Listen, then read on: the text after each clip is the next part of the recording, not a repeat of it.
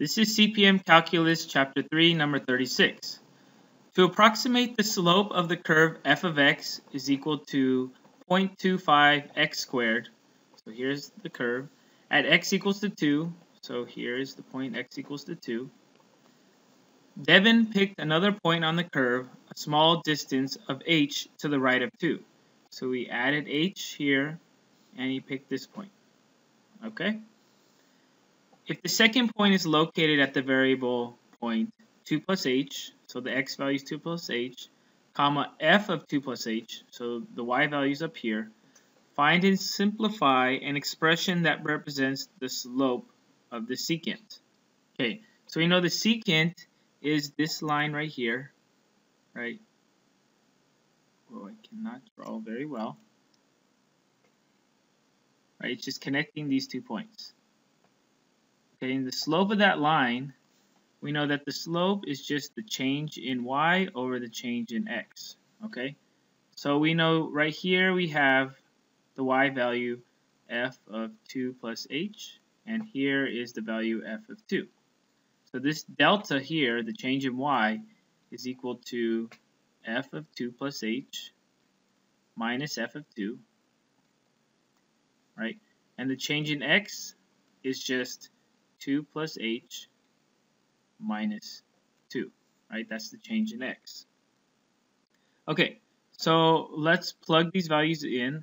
Well, f of 2 plus h, we know f of x is defined here, so it's going to be 0.25 times 2 plus h squared is f of 2 plus h, minus 0.25 2 squared, right? That's f of 2, divided by, and let me just go ahead and combine like terms, h. Okay, and so let's simplify this. So what is 2 plus h squared? We know that 2 plus h squared is equal to 2 plus h times 2 plus h, right? And that's equal to 4 plus 4h plus h squared. Okay, so let's go ahead and write this out.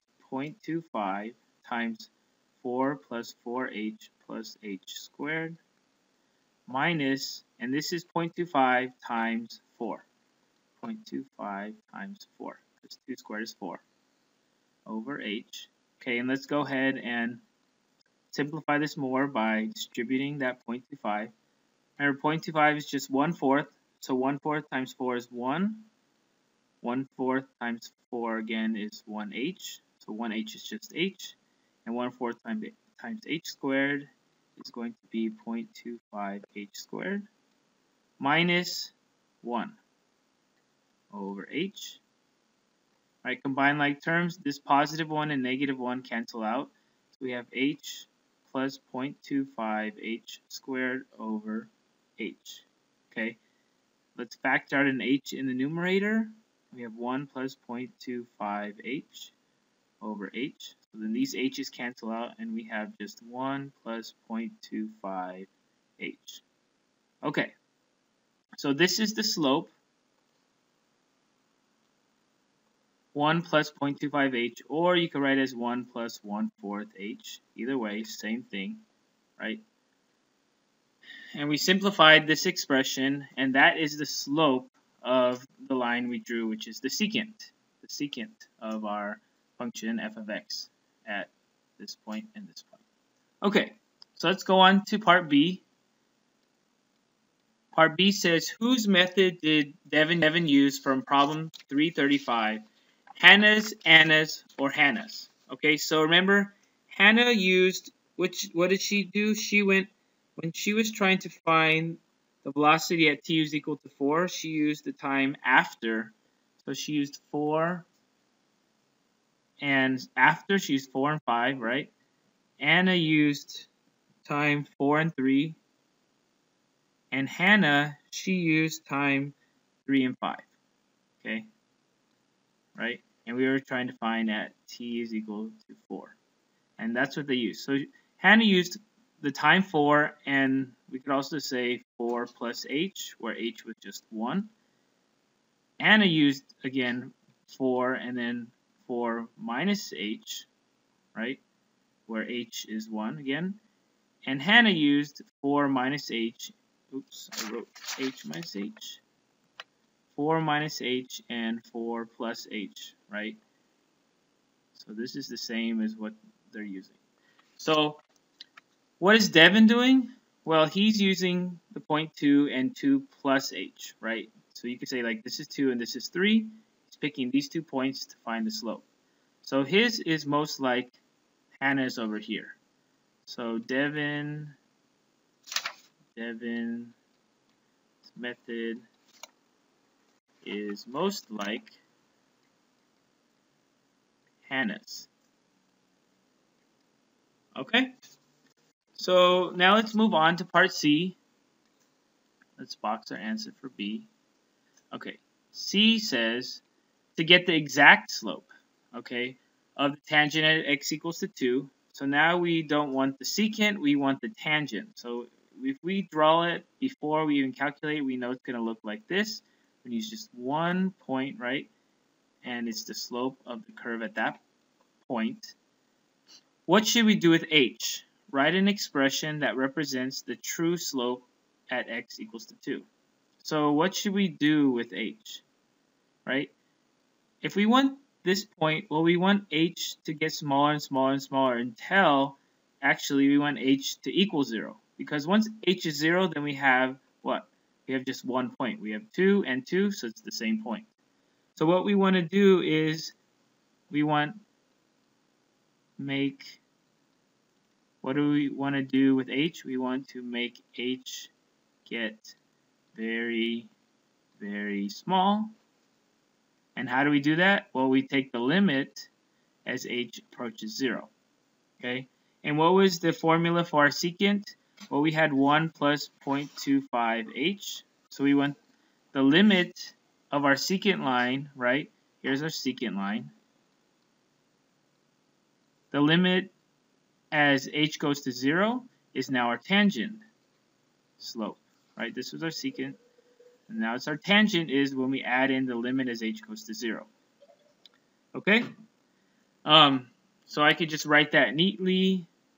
It would look like this. The tangent slope is where h is approaching 0. Okay? So let's add in part D. Oops. D says use your expression from part C. Right, so this is the answer for part C. To find the slope of the curve at x is equal to 2. So for part D, we want to actually take the limit. So the slope at x is equal to 2. So let me put in subscript x is equal to 2 is equal to the limit as h approaches 0 of 1 plus 0.25h.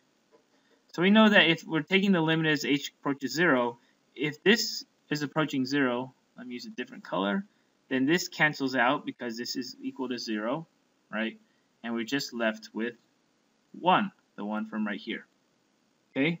So we're using our expression. So the slope of this tangent line right here, the slope is equal to, slope equals to 1. Okay? Now let's move on to part E. We just did D. E, does it matter if h is positive? Why or why not? Well, we know if h is positive, we are going to the right, and then we get 2 points here, and we make h get smaller and smaller and smaller and smaller until the point moves on top of itself, and we just have 1 point to get the tangent, right? If h was negative, then we would start over here. This would be 2 plus h, with h being less than 0, right?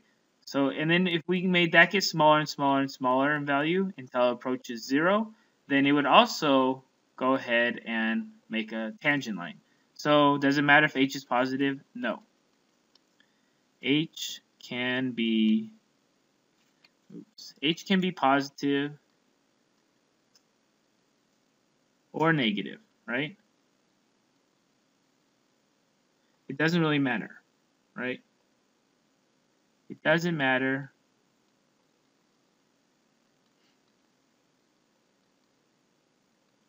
Because all we want to do is if we have a secant line with 2 points, right? So if that's our secant line, We just want to use the secant line with 2 points to find the tangent line by reducing the delta, right? The delta, right? Reducing the delta, which is our h. So if we reduce that delta, right, no matter if it's on the left here or on the right, until it's 0, then we have the tangent line. Okay? So this ends CPM Calculus Chapter 3, number 36.